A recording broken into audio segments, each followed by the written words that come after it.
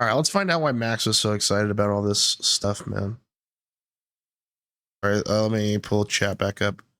Good luck with the gaming. I was the guy who you just played. Hey, dude, thanks for the games. Yeah, I'm pretty new. But I really like the game is super appealing to me. I love the art and everything about it, man. It's super cool. I'm actually playing on this. This is my controller, so I've been really enjoying getting to try to figure this thing out with this game and stuff. So thanks for playing with me, dude. I should be playing quite a bit more because I'm excited about the re-release.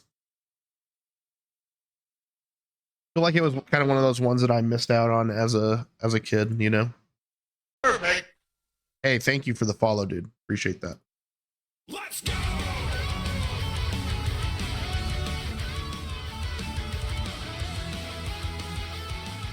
Let's see why he was so excited about this game. So yeah, let's talk about Marvel vs. Capcom as a whole and why my reaction was so notably big. It's almost like my reaction became a point of conversation. I'll say this much. After seeing him react to it the other day, I was like, holy shit, this game might be like something pretty special, because he was like, he sounded like most guys talk about Melee like they talk about this game, and I love Melee, so getting to play this has been a big change for me, but I'm loving it. Outside of the fact that a Marvel vs. Capcom collection was announced, it was very weird. It went viral. Why was that the way it was? There's a lot to it, and I feel like maybe it's a bit more, it makes a bit more sense to people now based on the reaction over the past few days. As we just discussed, like people making fan art, the responses from people on Twitter and videos and everything, like the world has lit up with Marvel vs. Capcom love and affection because it's back, right? But ultimately, why would Max be freaking out so much? Melee is also awesome. Who do I play? So I play Falco. I'm a Falco main in Melee. Yeah. That's actually how I got this controller eventually. I was and then I was just like, oh man, this is gonna be so much fun for not only like all these other fighting games that were coming out, Street Fighter 6 and Tekken, and then eventually this new League of Legends fighting game that's gonna come out. I'm pretty excited about too. So, but honestly, I've been really enjoying getting to try the Marvel versus Capcom 2 stuff, man. It just so reminiscent, like getting to play this this year along with like immersing myself in like the X-Men animated series that I never really got to as a kid, especially with 97. I'm still haven't seen the new stuff that they came out with this year, but man, there's just so much good superhero stuff that especially gaming wise coming out, like Marvel Rivals I'm pretty excited about, but like especially games like this that just like, you know, I would have played this game maybe at like a CC's Pizza or something and gotten to play,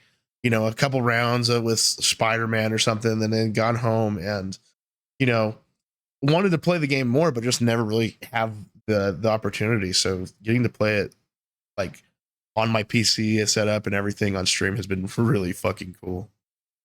Why am I being shilled? And, obviously overacting for something that is effectively 30-year-old games that you can play on Fightcade. Why, you bitch?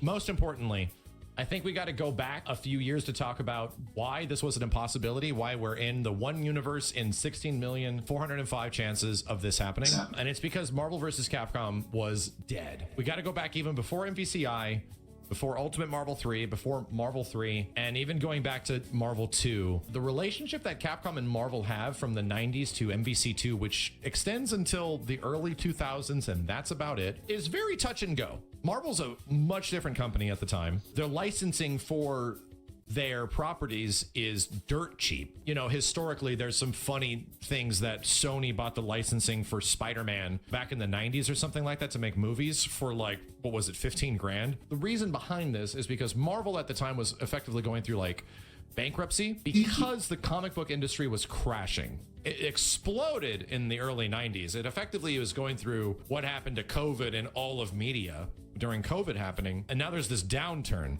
That happened to Marvel. where it blew up in the span of one part of a decade, and at the end of that decade, it was dirt cheap. You couldn't even sell comic books anymore for anything close to the value that they were perceived.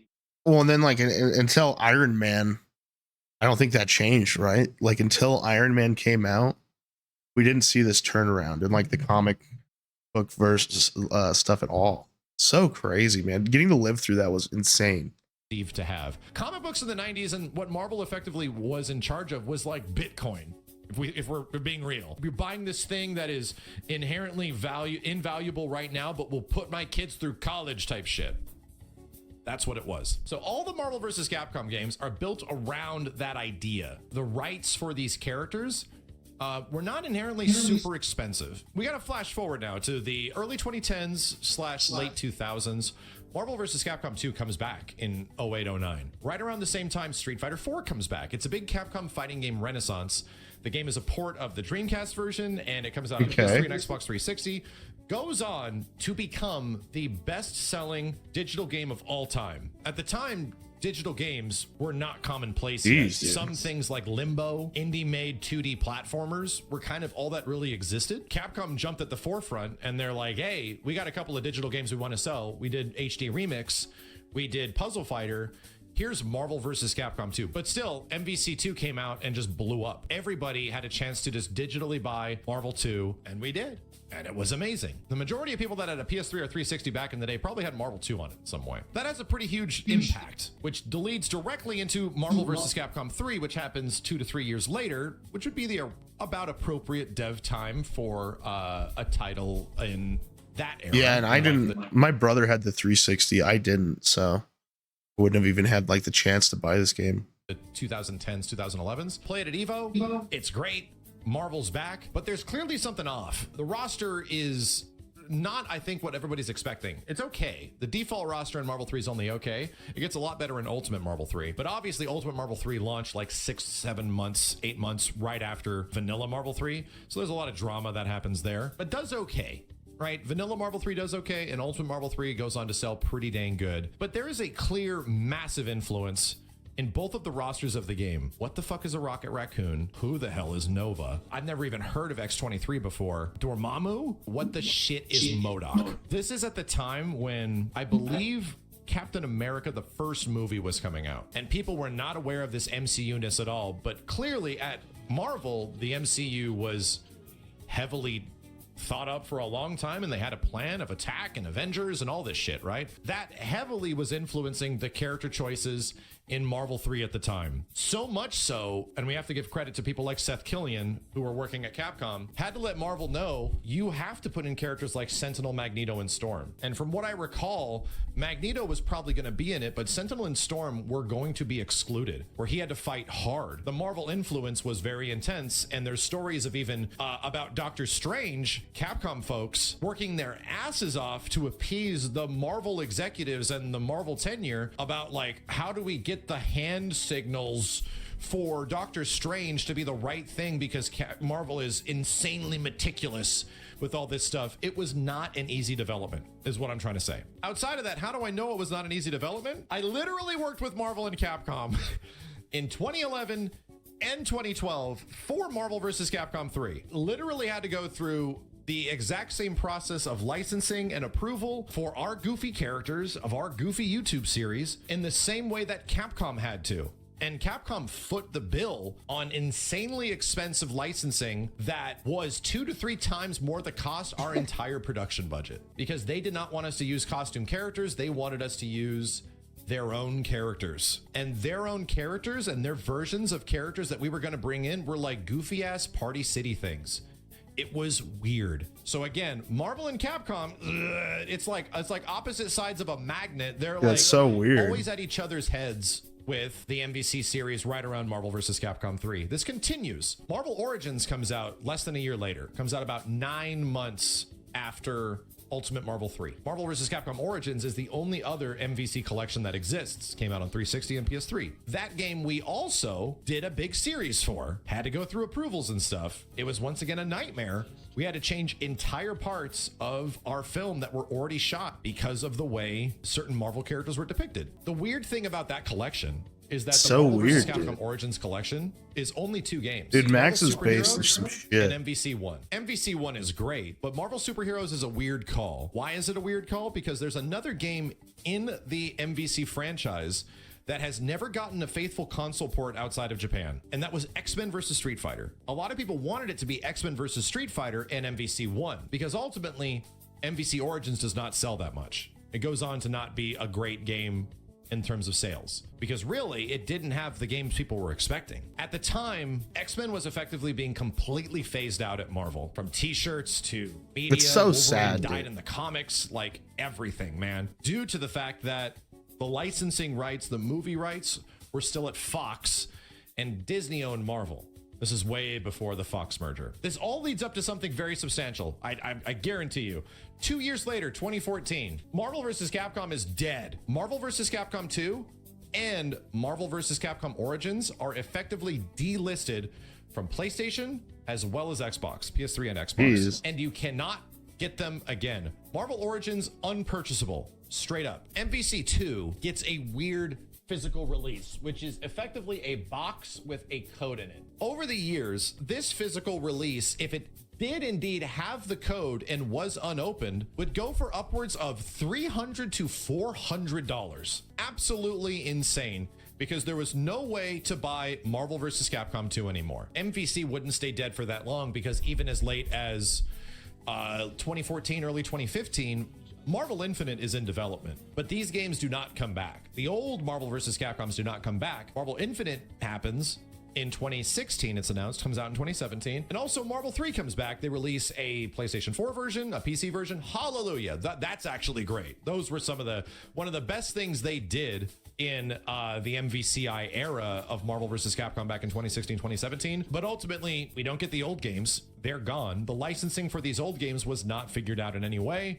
Well, we're stuck. MVCI tanks and is left dead and buried in early 2018. At this time, Capcom is getting a lot of ire because Street Fighter V launched a year before in a terrible spot, and then MVCI shows up and launches in a terrible spot. This is the second dark age of Capcom fighting games is what this is. So this is brutal, and I'm at the forefront of it, man. I'm like the Marvel vs. Capcom guy. It was easily one of like the worst years because I watched the thing that I love so much become the focus of all of the internet's ire. And whether or not I was defending a part of it, I was a shill. Whether or not I was advocating for change and hoping that this is not the same and this is not good, I was getting fans upset at me not standing the game. 0-win situation. I was always going to be caught in between. There was no way around it. MVCI sinks the franchise. It is done. We don't hear anything about Marvel vs. Capcom for years. And it seems like from a development perspective that Marvel and Capcom want nothing to do with each other. But shit starts changing about 3 to 4 years down the line. There's a massive shakeup at Capcom in early 2020, where their fighting game division is being completely restructured. And at the same time, I run a tournament because I was super inspired by the Parsec era of MVC. It was like the main thing I was watching at night, whether or not it was Kevin Ha, or Tong, or any of these dudes that were Tampa Never Sleeps, were running Parsec Marvel tournaments, and they found a way to play Marvel 3 online without the netcode sucking, you know? It was cool. Inspired by that, I want to hold an official tournament on Twitch with Twitch rivals, and we call it the Marvel Lives Tournament, and we bring back all the biggest heads from Marvel 3's history. Can we all play on Parsec in this time frame? Can we get the approval of Marvel and Capcom? The answer is no. The answer is, well, that doesn't work because we need licensing approval.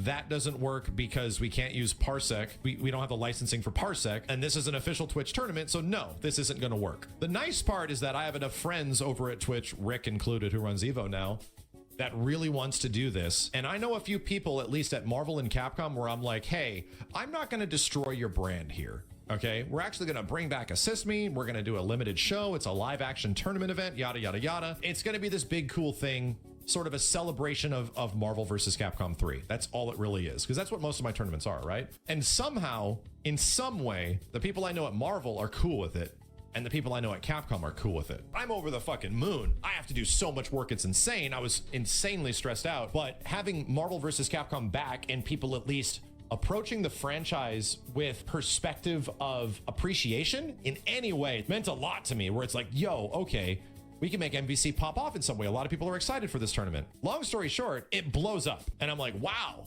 this is pretty cool. I see an opportunity to bring a little campaign called #free Marvel vs. Capcom 2 with very specific timing and a very specific message. I wanted people to know that MVC2 is still gone, and it's one of the most beloved games of all time. You just couldn't buy these games anymore. The only way you can play them was through emulation or finding an old copy that cost you literally hundreds of dollars. And to me, it was a cardinal sin. And guess what? It exploded. Celebrities were endorsing it. All these other content creators were endorsing it. Worldwide trending, like #2 to #1 worldwide trending on Twitter for the initial day we did, and stayed in top 10 trending for several days. It was nuts. I couldn't believe the response.